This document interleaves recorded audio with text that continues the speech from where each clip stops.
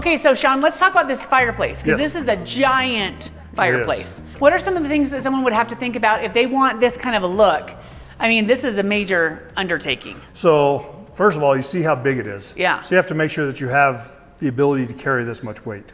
Because is this natural stone? So or this is a thin cut stone. So it's a natural stone, but it's very thin. And so it goes on just like you do synthetic stone. But again, there's weight that's involved in here, so you have to make sure that you can transfer that weight all the way through.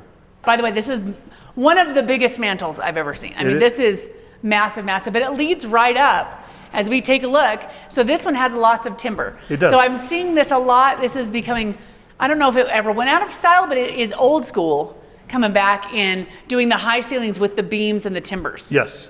This is actually, if you look, you see there, you don't see fasteners in these timbers. You don't see hangers. Yes. Metal hangers. These are what they call mortise and tenon timbers. Oh. And so they're all put together in a kind of like a jigsaw puzzle. They just fit together nice and tight. And then you have wood dowels that kind of connect them. Why would you pick that over something else? Again, it's just for looks, to have the nice clean lines, have the timbers that just kind of look like they're just hanging there. These timbers are mostly just decorative.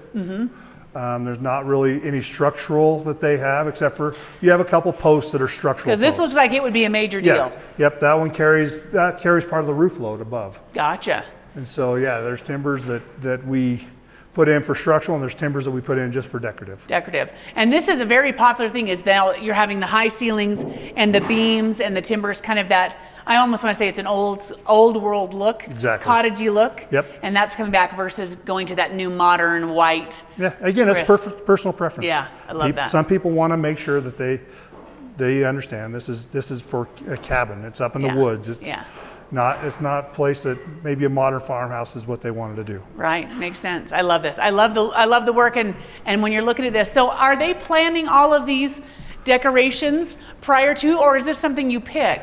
This is something the actual architect actually drew in. He gave me a ceiling detail that showed exactly how these timbers were supposed to be laid out and the sizes of them.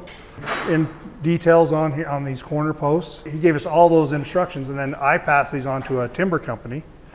Normally we'd do it ourselves, but there was so much timber in this one, we had to sub it out to a BC Timbers out of Preston, or out of Malad. Oh, gotcha. And so they came and they drew it all up, and then they transported them up, and then we had our guys put them all together. And so they mill all of these. Yes. Is that the right? Mill, yep. You mill the timbers. And they actually, it's kind of cool.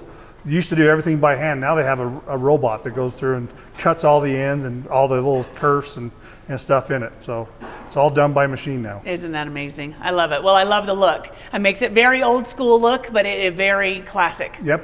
Love that. And you'll notice that some places it looks like this ceiling looks like it's all finished, and then this is still got, you can see the drywall tape in there. So now that much think about that. Exactly. So drywall, is it what's going up in between the timbers? So that'll be tongue and groove as well. Okay. And we do it a little bit different. You can just do the tongue and groove, right? The insulation, and then do the tongue and groove. We like to do drywall behind it, first of all, to help hold that insulation back, because we've done it where we had just the tongue and groove and the insulation behind it, and all of a sudden you start seeing little pieces of insulation falling out in the knot holes in the tongue and groove. And so we like to put the drywall behind it just to kind of seal that up. Also, it just gives us one more fire barrier. Yeah, I love that. And make it just a little more crisp and, again, perfect. Exactly. I love that. If you've been thinking about building your dream home, I'm Braden with B&B Builders. Give me a call.